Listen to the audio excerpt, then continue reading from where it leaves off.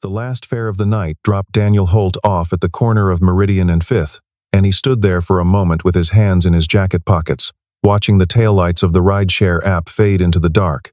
His own car, a 2009 Chevy pickup with a heater that worked when it felt like it waited 3 blocks away in the lot behind the auto shop, where he spent his days. He'd been on the clock since 7 that morning. It was now 11:42 at night. He rolled his neck. Something popped in a way that didn't feel good. The auto shop was called Kelsey's, named after its original owner who had sold it to a franchise conglomerate years before Daniel had ever set foot inside. The new owners kept the name for the local recognition, and kept Daniel because he was the best diagnostic tech they had. They paid him accordingly, which is to say they did not pay him nearly what he was worth, but offered just enough that walking away felt irresponsible when you had a second grader waiting at home. Lily was 8. She had her mother's dark blonde hair and her grandmother's stubbornness and, mercifully, very little memory of the person who had combined those traits into one adult woman and then decided, when Lily was 3, that she wasn't built for the life she'd chosen. No note, no dramatic goodbye, just a half-empty closet and a silence so loud Daniel had stood in the doorway for almost a minute before understanding what it meant. That was 5 years ago. He didn't think about it much anymore, or told himself he didn't. What he thought about was the rent. The rent on the 2-bedroom apartment on Callaway Street was due in 9 days, and he was $412 short. He'd run the numbers that morning on the back of a Kelsey's work order. If he picked up 2 extra rideshare shifts this week, skipped the transmission fluid his truck desperately needed, and asked Mrs. Papadopoulos downstairs if she could watch Lily on Friday night for free instead of the usual 20, he could cover it. Maybe. Mrs. Papadopoulos was 73 and watched game shows at a volume that reportedly shook the ceiling tiles in 1B, but she loved Lily like a grandchild and always had crackers and those orange cheese slices that came individually wrapped. Lily called her ya Poppy and had, apparently, never questioned why a Greek grandmother lived below a mechanic and his daughter in a building that smelled faintly of mildew and someone's perpetually burning garlic bread. Daniel walked back to his truck. He passed the doorway of the Elm Street Diner and saw old Henry Marsh sitting on the steam grate beside the entrance, a paper cup between his knees. Henry had worked at the steel plant outside of town for 22 years before it downsized. Now he showed up here most nights, and the diner staff left him alone so long as he didn't block the door. Daniel stopped. He reached into his jacket pocket and found the paper cup of gas station coffee he'd bought at 9 o'clock and never finished. It was lukewarm at best. He handed it to Henry anyway. Still got sugar in it, Daniel said.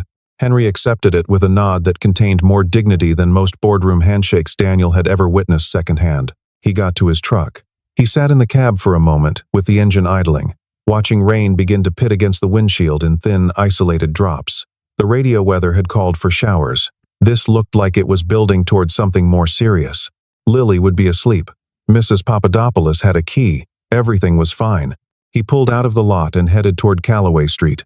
The rain came faster, quickly, the way it did in this part of the state in October, not gradually, but as though someone had simply opened a tap.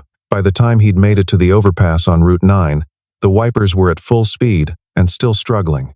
The road was mostly empty, just the smeared red of distant taillights and the occasional flash of oncoming headlights, turning the rain into horizontal silver needles. He almost didn't see her. The car was pulled halfway onto the shoulder, a dark Mercedes, current model year, the kind that cost more than Daniel made in 2 years. Its hazard lights blinked with an almost apologetic rhythm, as if even the car knew it had chosen a poor moment to break down. The woman was standing beside it, one hand pressed flat against the driver's side door, the other holding her phone up at various angles, with the concentrated desperation of someone searching for a signal. She had no umbrella. Her coat, whatever quality it was, had been soaked through. Daniel drove past her.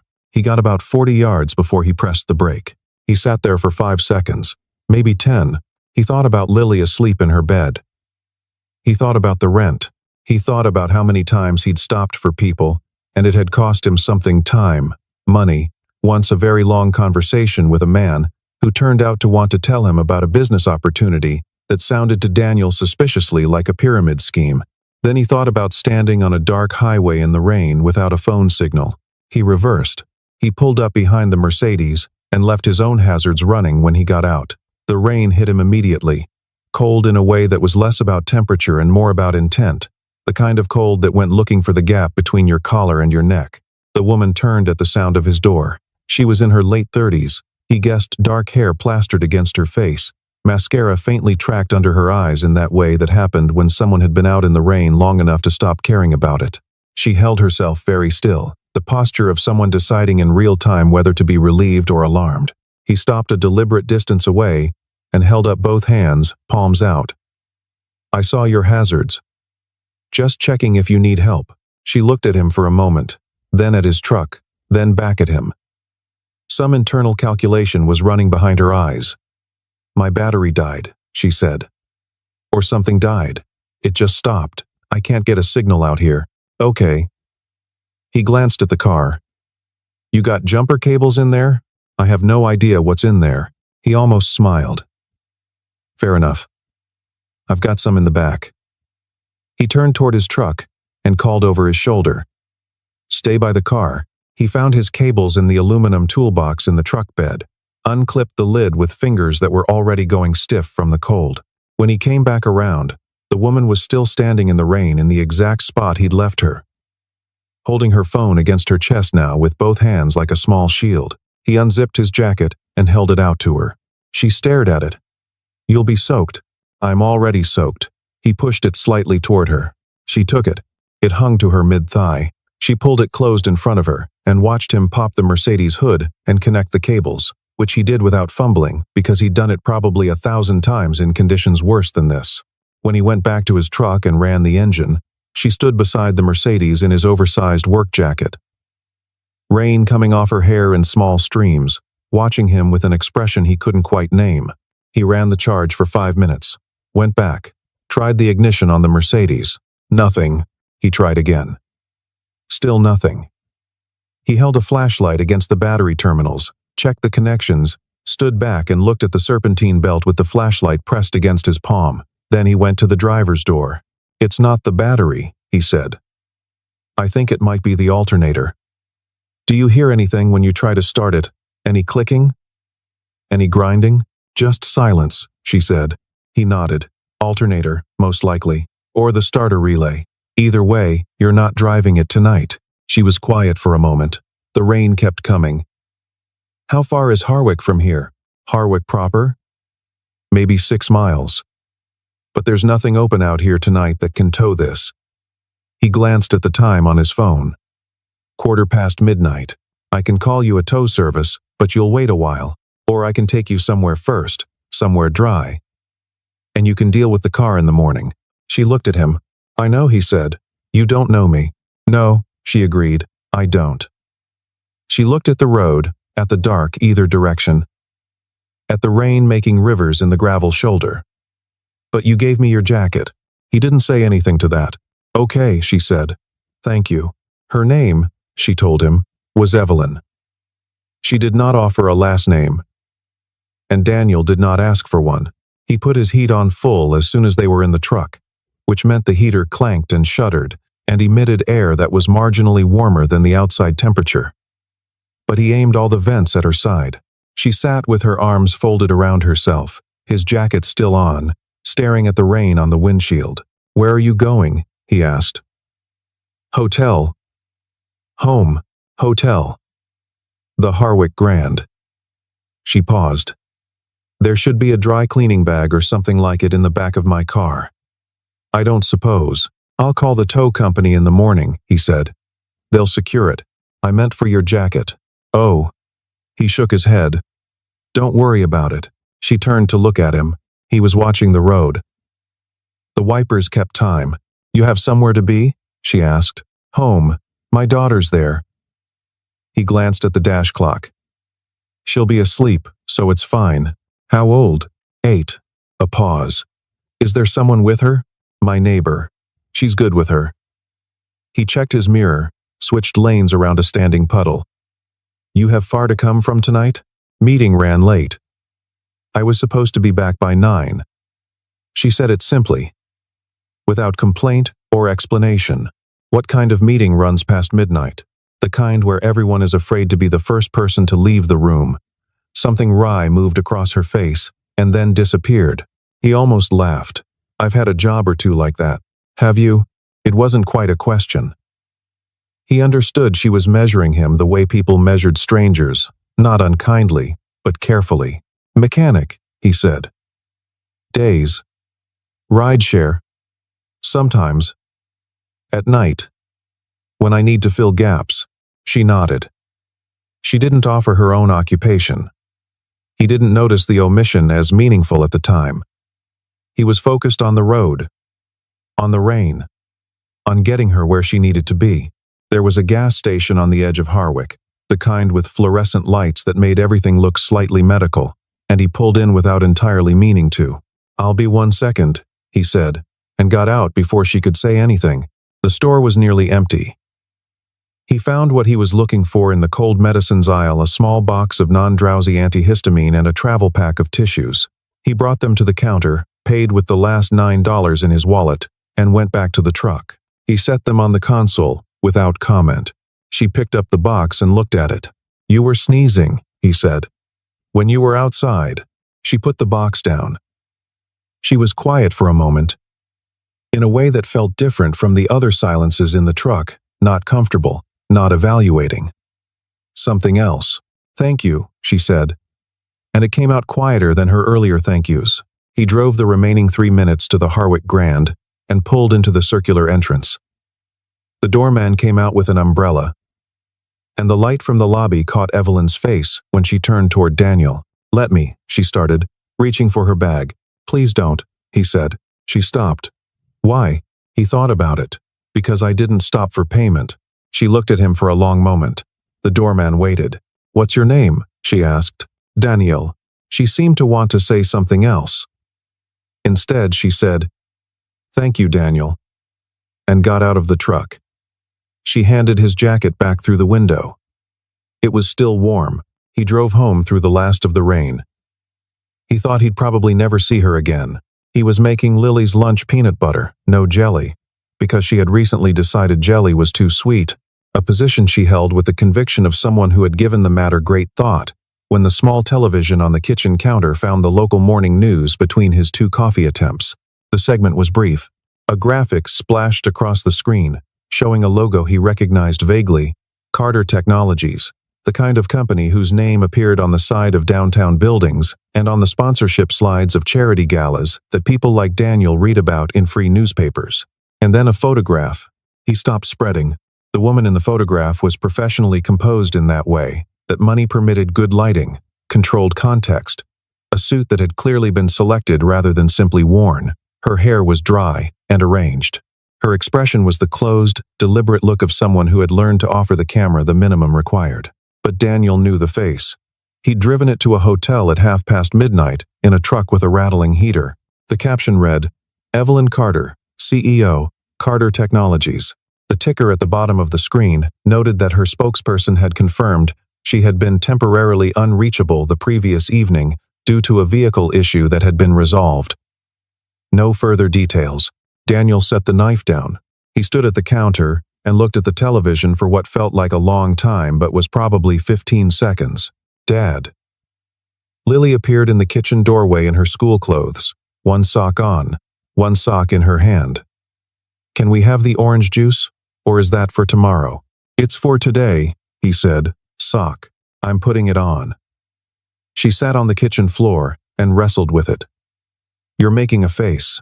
I'm not making a face. You're making your thinking face. He looked at his daughter. She had already moved on, occupied with the sock, unconcerned. He looked back at the television. The segment had ended. He finished making her lunch. At work, he mentioned it to no one. Marcus, who worked the next bay over and had opinions about everything, would have made it into a story that spread through the shop by lunch. Benny, the shop manager, would have wanted to know every detail in case there was an angle. Daniel didn't want angles. He didn't even know if he was bothered by the revelation exactly, or just unsettled by it. The gap between the woman sitting in his passenger seat in a wet jacket, sneezing, and the graphic on the morning news. He was under a Buick LeSabre doing a brake inspection when someone told him there was a visitor in the parking lot. He rolled out on the creeper and heard it before he saw it, the low, expensive sound of well-engineered doors closing in sequence. He wiped his hands on a shop rag and stood up. There were two cars. One was a black SUV. One was a car he recognized, the Mercedes from the shoulder of Route 9. Fully operational now, apparently. Parked between the yellow lines of Kelsey's lot with the exact centered precision of a person who had spent years having others worry about parking for her. Evelyn Carter walked across the lot toward the shop entrance. She wore different clothes than the night before. Charcoal gray, expensive, everything pressed to a level that suggested professional intervention. Her hair was dry. She looked, in every measurable way, like the person in the morning news graphic. She also walked directly past Marcus and Benny, who had materialized from somewhere with the speed that certain people develop when something interesting is happening. And she stopped in front of Daniel. "I found your shop through your rideshare registration," she said. "I hope that's not alarming." "It's fine," he said, which was what he said when he was still calibrating. "I wanted to come personally." She looked at him the way she had in the truck, measuring, but not unkindly. To say thank you properly. Behind her, Marcus made a gesture at Daniel that he chose to interpret as a request to borrow a torque wrench, which it definitely was not. "You didn't have to do that," Daniel said. "I know." She paused. "Is there somewhere slightly less?" She glanced at Marcus and Benny, who were not even pretending anymore. Observed. He took her into the small break room behind the shop plastic chairs, a folding table, a coffee machine that Benny had bought at a garage sale and that made coffee the color of mud with roughly the same viscosity. He poured 2 cups. She accepted hers without comment, which he took as a point in her favor. "I found out who you are this morning," he said. "On the news. I assumed you might." She wrapped both hands around the cup. "Does it change things?" He thought about it honestly. "I'm not sure what things there are to change. Last night," she said, "the way you behaved, I want to know if it changes how you think about it." He looked at her. "I stopped because someone was stuck in the rain." "That was true, whether you were a CEO or not." She nodded. Something in her posture eased, slightly, in the way of someone who had been prepared for a different answer. "I'd like to take you to dinner," she said, "as a proper thank you." "That's not necessary." "I'm aware it's not necessary." "I'd still like to." He thought about the rent. He thought about Lily's school picture day next week, and the specific blue sweater she had decided was the only correct choice. He thought about none of these things being Evelyn Carter's business or concern. "All right," he said. The restaurant was called Aurelian. Daniel knew it the way he knew certain things about the city by name, by reputation, by the fact that he'd delivered a car to someone in its parking lot once, and seen the valet wearing a nicer jacket than anything he owned. He arrived in his truck. He had put on his good jeans and his best flannel, which was a deep navy blue and had no visible fraying. He'd checked in the bathroom mirror twice and decided it was what it was. The maitre d' looked at him with an expression that was professionally neutral, in a way that communicated its neutrality very clearly. Daniel gave his name. The maitre d' checked a list, and his expression recalibrated. Evelyn was already seated. She stood when she saw him, which he hadn't expected, and gestured toward the chair across from hers. The table had candles. There was a bread basket. Everything cost approximately what it looked like it cost. "You look uncomfortable," she said. "I look fine," he said. "You look like someone told you the restaurant was casual." He sat down. "It's not? It's never been casual." She picked up her menu, then put it down. "I should have told you." "I'm sorry." He picked up his own menu and made the decision, immediately, to stop performing discomfort and just have dinner. He ordered the chicken. He drank the water. He answered her questions. She asked good questions, not the performative kind designed to seem interested, but the kind that followed from what he actually said. When he mentioned Lily's reading level, she asked what Lily was reading. When he said the transmission on a customer's truck that week had been a puzzle, she asked what the puzzle had been. She listened the way people listened when they were actually listening, not when they were waiting for the next pause to speak. He found himself talking more than he usually did with strangers. "You said last night that your meetings ran late because no one wanted to be the first to leave," he said at some point. "How many people in the room?" 14, plus support staff. "And none of them left before midnight." "Correct. Is that normal for your company?" She considered the question. It was normal for those meetings. They were trying to demonstrate dedication. Or loyalty. "I've never been entirely sure which. Are they different?" She looked at him. "Yes. Very." She turned her wine glass slowly on its base. "Loyalty is what you do when no one is watching. Dedication is what you do when everyone is." He thought about Henry Marsh and the lukewarm coffee and the empty street at midnight. "That tracks," he said. She almost smiled. It was quick. And it changed her face considerably. The dinner lasted 2 hours. When it ended, he stood to go, and she walked him to the entrance. "The tow company sent me the work order," she said. "The alternator. Called it." "You did." She had her coat now, and the composed public posture was back, but looser. "Thank you, Daniel. For dinner. And for Route 9. I'll put Route 9 on the bill," he said. "Next time." She looked at him. Neither of them said anything about whether there would be a next time, but she did say, "Lily likes to read?" He nodded. "What's her current book?" he told her. She nodded once, as though filing it. He got in his truck and drove home and paid Mrs. Papadopoulos, who was watching the late game show at full volume, and then he stood in the hallway outside Lily's room for a minute, listening to his daughter breathe. October became November, in the way that it always did in this part of the state, without announcement, one morning just colder than the last, until you stopped expecting otherwise. He saw Evelyn 3 more times in 2 weeks. Once, she arrived at Kelsey's with the Mercedes for what turned out to be a legitimate service appointment. She'd been driving it on the original service interval, which, she acknowledged without embarrassment, she hadn't been tracking. Daniel was not her assigned tech. He assigned himself anyway, and Benny made a face about it but said nothing. She waited in the customer area with her laptop, working. And he came out twice, once to confirm a filter replacement, once because he wanted to tell her the rear brake pads were getting thin, and she should address them before winter.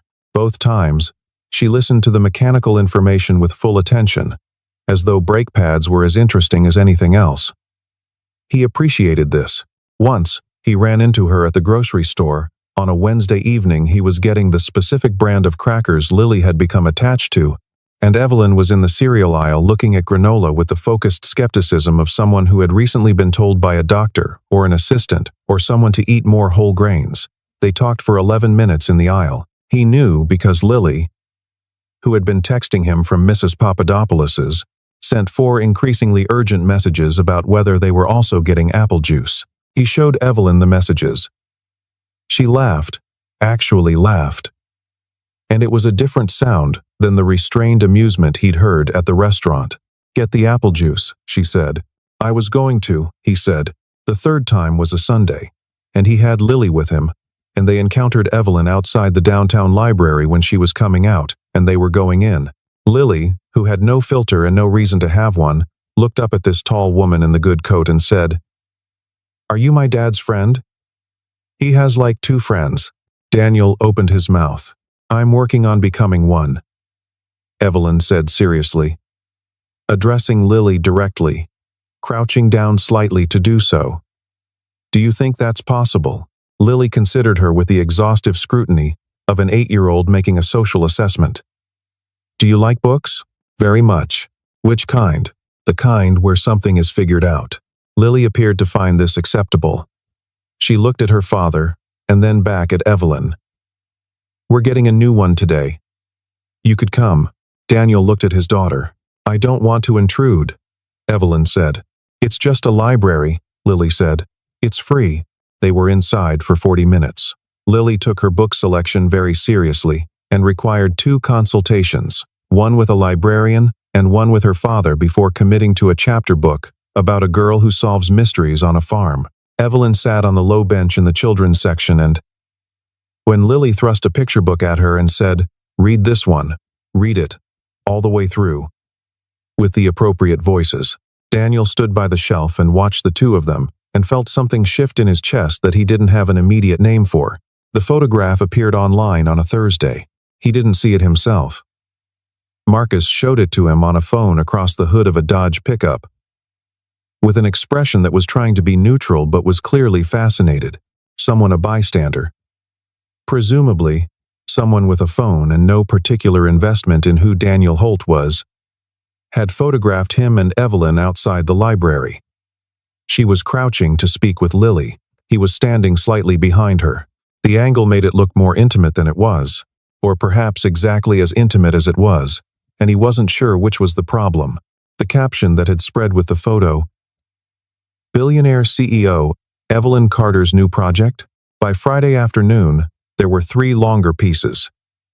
He didn't read all of them, but he read enough. The framing was consistent. A working-class man, the chance encounter, the implication that one of them was operating at a disadvantage. He noticed that none of the pieces were quite sure which of them was being taken advantage of. At Kelsey's on Friday, Benny called him into the office and said, with the careful tone of a man choosing his words around a legal consultation he hadn't had, "Look, I just want to say, whatever's going on in your personal life, it doesn't affect your standing here." Daniel looked at him. "I'm telling you, because there've been calls." Media. Benny adjusted a pen on his desk. "I told them no comment, which I think was right." "Thank you," Daniel said. "Also," Benny added, with a shift in tone that meant he was saying the thing he'd actually called Daniel in to say, "There's been some talk among the guys. I'm aware, nothing bad. Mostly, you know, curiosity." Benny looked at the window. "You doing okay?"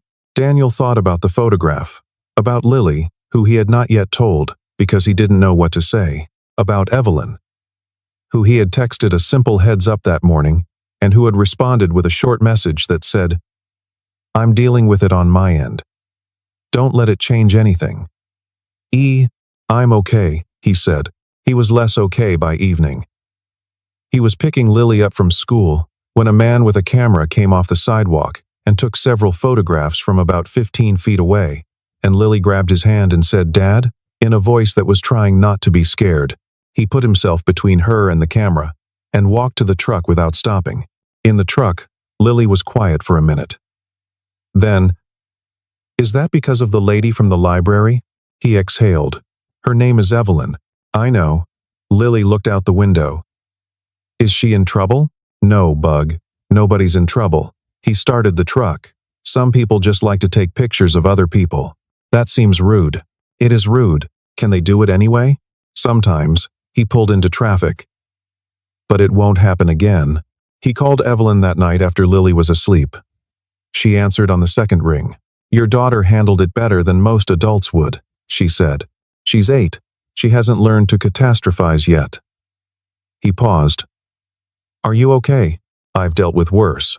My communications team is managing the narrative, a beat. I'm less concerned about the coverage than about whether it's affecting you." He leaned against the kitchen counter. "It's affecting Lily. Someone came up at school pickup tonight with a camera." Silence on her end. When she spoke again, her voice was different, colder, more deliberate. "Who?" "I don't know. Freelance, I'd guess. I'll have legal look into it." The cold in her voice was not anger at him, he understood. It was the other kind. "Daniel, if you want to step back from this, from whatever this is, I completely understand. I mean that without any reservation." He was quiet for a moment. "I don't," he said. He heard her exhale. It was a small sound, easy to miss, but he didn't miss it. "Okay," she said. "Then we don't." She told him on a Wednesday, without planning to. They were at a diner, not Aurelian, not anywhere expensive. She had suggested it, which he'd found interesting, and they sat in a booth in the back with bad lighting and good coffee, and a menu that had laminated pages. She'd ordered pancakes. He'd noticed her look at the table next to them, where a father and a small child were coloring on a paper placemat, before she looked back at her menu. "You grew up somewhere like this?" he guessed. She looked at him. "Is it that obvious? You hold a laminated menu like it's familiar." She put it down. Greenfield, Ohio. My parents ran a hardware store. She paused. They worked every day, 6 days a week, sometimes 7, during the busy season. We lived in the apartment above the store. What happened to the store? My father's health. Then the big box hardware chain came in 2 miles away. She turned her coffee cup. It wasn't a sudden collapse. It was slower than that, just less and less, until it was nothing. He nodded. I got a scholarship to Ohio State, she said. Then a graduate fellowship. Then a position at a tech firm that, it turned out, was building something interesting at exactly the right moment. She said all of this in the same tone, as though recounting something that had happened to someone else. I was good at it. I was also willing to stay later than anyone else, and sleep less than was medically advisable for about 5 years. Because of your parents, she looked at him. Because I never wanted to feel powerless again, she said. The way they looked when they closed the store. My father had built everything he had with his own hands, and then had to hand the keys to a bank he'd borrowed from just to survive. She stopped. I decided that would never happen to me. And it didn't. She looked at the table. But you accumulate other things. Trying to make sure, he thought about the woman on the highway in the rain, holding her phone up trying to find a signal. He thought about how she had stood still in the downpour with a kind of isolation that wasn't just physical. The night of the rain, he said. You said your meeting had run late, but there was something else. She looked at him steadily. You don't have to, he started. There was a vote, she said. A board vote. On a restructuring proposal. The kind of vote that, if it goes a certain way, begins to move power from certain positions to others. She pressed her lips together briefly. It went the wrong way. For you, for me. And for about 800 employees. If the restructuring proceeds the way the architects of it intend. She turned her coffee cup again. But that's not something I can say publicly yet. So I sat through 3 hours of procedural discussion and a vote that went against me. And then I got in my car to drive to a hotel, and somewhere on Route 9, the alternator decided it had contributed enough. He was quiet for a moment. I'm sorry. She shook her head. You know what's strange? By the time I got into your truck, I'd almost forgotten about it. She looked at him. You told me about Lily's reading. You bought me cold medicine with your last $9, which I only know because I saw your wallet when you opened it. You didn't say anything. It wasn't my place to say anything. She paused, but I noted it. He looked at the diner counter. At the cook moving behind the pass-through window. At the waitress who'd left the coffee pot on their table. My father would have liked this place, she said quietly. He liked places where things were what they looked like. It was Marcus who told him, in the parking lot on a Thursday morning, looking slightly guilty about it the way Marcus only looked when the information he had was the kind that might cause real trouble. There's a story going up tonight, Marcus said. One of the business papers. About her company. Some financial irregularity thing. He held up his phone. Turned it face out. They're saying I don't know. Something about funds being misallocated. Her name's on it. Daniel looked at the screen. He read the preview paragraph twice. Where did you see this? My cousin works in the building next to her offices. People are talking. Marcus put his phone away. I don't know if it's real. I just thought you should know. He called Evelyn. She didn't answer. He texted. No response for 4 hours, which was unlike her. He spent those 4 hours replacing a head gasket on a pickup and trying not to think about what he knew. What he knew was this. On the night of the rain, his dash cam had been running. It ran automatically when the truck was in motion. And it had been running when he pulled up behind the Mercedes. When Evelyn was standing in the rain on her phone, when he drove her along Route 9, and then into Harwick. The dash cam had caught audio, not every word, but enough. He'd noticed it 2 days after the fact and saved the footage to a drive, because he wasn't sure if he'd need documentation for any reason, and it was habit from years of driving. What the dash cam had captured, in the background of the rain and road noise, was Evelyn's side of a phone call she'd taken shortly before reaching Harwick. She'd been speaking quietly. He hadn't registered it at the time, focused on the road. But when he'd reviewed the footage later, he heard enough to understand that she had been speaking to someone about the board vote specifically, about what had been proposed before the vote, specifically, about who had proposed it. The name she'd said was the same name now appearing in the news stories as a key source accusing her of financial misconduct. He drove to her offices that evening. He knew the address because he'd dropped the Mercedes there once, on a day when her driver was unavailable. The building was glass and steel in the way that the 2010s had decided was permanent. And the lobby was the kind of lobby designed to make visitors feel that they had arrived somewhere that took itself seriously. He told the security desk he needed to see Evelyn Carter. He gave his name. He expected to wait. He waited 6 minutes before her assistant came down personally, a young man named Todd, who had the slightly overwhelmed look of someone managing 17 competing emergencies. "She's in a meeting," Todd said. "She's been in meetings all day." "I have information that she needs," Daniel said. "It's about the dashcam footage from the night her car broke down." Todd looked at him. "Tell her that," Daniel said. "That's all you need to say." Todd said it. He came back in 3 minutes and took Daniel to the 14th floor. She was in a conference room with 2 lawyers and a woman who was introduced as her communications director, Pamela Stiles, who had the controlled affect of someone who made a living, turning catastrophes into manageable statements. Documents covered the table. Everyone looked up when he came in. Evelyn stood. The strain of the day was on her face, not collapse, but the particular kind of controlled tension that comes from holding a lot of things at once for many hours. "You have the footage," she said. "I have footage. I don't know what's on it that's useful.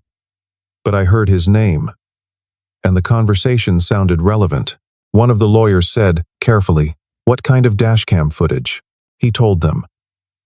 He explained the setup, the date, the audio quality.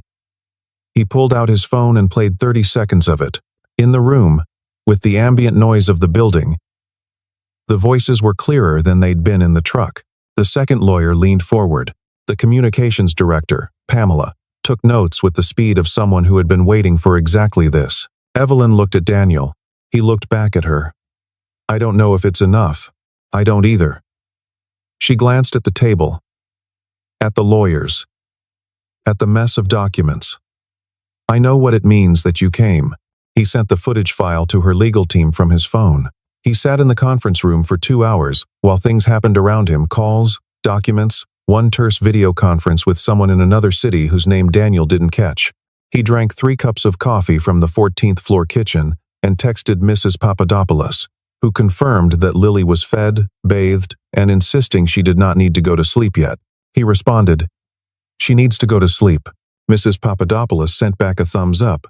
At 9:15, Pamela Stiles organized a brief press statement, coordinated with the legal team, built around the existence of the footage and what it documented, a conversation between Evelyn and a board member on the night of the board vote, in which specific proposals about the restructuring had been discussed. Proposals that the source in the current news story had conspicuously failed to mention in his version of events. The footage placed context around a narrative that had been deliberately stripped of it. It was not a complete resolution. Legal matters moved slowly, and this one would move for months. But it was a beginning. And in the kind of crisis where a beginning was everything, it mattered. The press conference happened in the building lobby the next morning. Daniel had not intended to be there. Evelyn had asked him if he would be, without pressure. And he had said he thought he should probably be somewhere else. And she had said she understood, and he'd gone home and slept 4 hours, and then come back at 7 in the morning and stood in the lobby, while the cameras and the reporters arranged themselves in the particular formation of people who made their living from other people's difficult days. Evelyn came out in a dark suit. Her communications director stood 2 steps behind her. The lawyers flanked the perimeter. She read from a prepared statement for 90 seconds and then answered 3 questions. She did not hold his hand. That was not what happened. What happened was that when she finished the final question and turned from the cameras, she walked directly to where he was standing and she said, in a voice that was quiet enough to be private but not quiet enough to prevent the nearest cameras from catching it, "Thank you for coming back. I brought the coffee," he said. She had told him there was none left on the 14th floor after 11 the night before. She looked at the cup in his hand.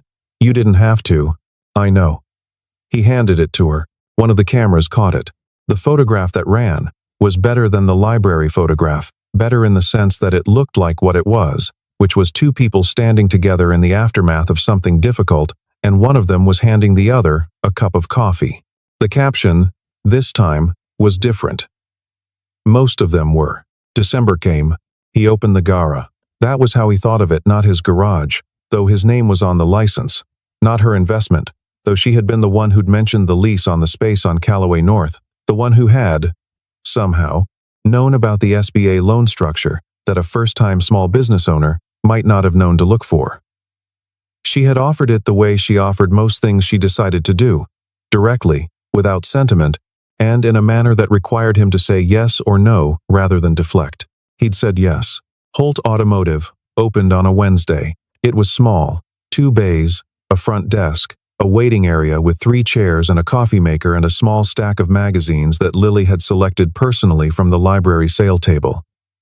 She had insisted on a plant. He had agreed to the plant. It was a succulent because he'd read they were difficult to kill, and he had enough things he was responsible for keeping alive. The work came steadily. He was good at it, and good at the thing that made the work sustainable, treating people honestly about what their car needed and what it could wait on. He had been doing that at Kelsey's for years and had never benefited from it. It turned out that when you owned the place, honesty had different consequences. Marcus came to work for him in the 2nd month. Benny shook Daniel's hand and wished him well, which was the most warmth he'd seen from Benny in 7 years. He still drove at nights, sometimes not for the rideshare company, but for himself, in the way that he'd always needed some hours of simple, forward motion to clear his head. Lily slept. Mrs. Papadopoulos had a key. Everything was fine. Evelyn came for dinner on a Friday in December. She'd been before twice in November, once bringing a book she'd found that she thought Lily would like, once arriving with no particular reason stated.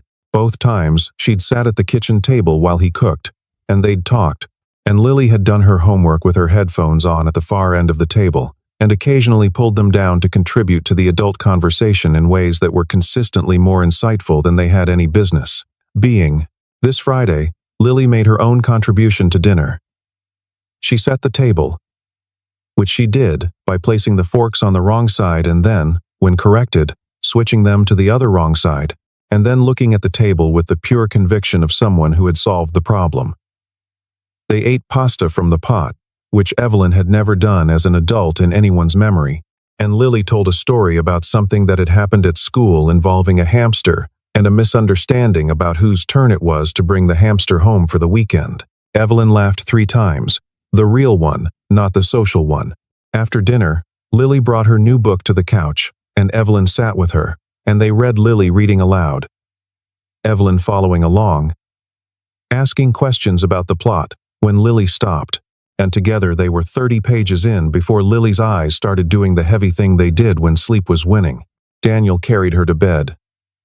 When he came back, Evelyn was at the kitchen window with her coffee cup, looking out at the street. The night was clear after a day of snow, and the streetlights turned the snow blue-white in that particular way of December. "She wants to know," Evelyn said, without turning, "if I'll be here for Christmas." He stood at the counter. "What did you tell her?" "I told her I'd see what my calendar looked like." "That's not an answer." "No." She turned around. Her expression was open in a way it hadn't been on the night of the rain, or at Aurelian, or even in the conference room with the lawyers. "I know it's not." He walked to where she was standing. Outside, a car passed slowly, chains on its tires making that particular sound against packed snow. Somewhere down the block, someone's dog barked once, and then was quiet. "My calendar," Evelyn said, "is surprisingly clear." He picked up his own coffee cup from the counter beside her. "Then I'll tell her yes," he said. She looked at the street again. He did too. They stood there for a while, not needing to say anything else. Which was, when he thought about it, what he'd always understood kindness to look like. Not the grand gesture, not the rescue in the rain, but the ordinary specific weight of just being somewhere when it mattered. He'd stopped for a stranger on Route 9, because he couldn't do otherwise and live with himself. He hadn't expected anything from it. He still didn't.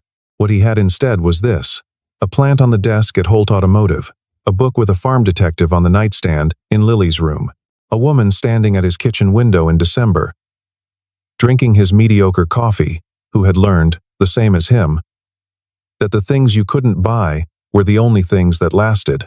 Outside, the snow kept falling the way it always did in this part of the state, without announcement, without drama, just steady and accumulating, and by morning, covering everything in the particular kind of white that made the ordinary world look, briefly, like something worth protecting.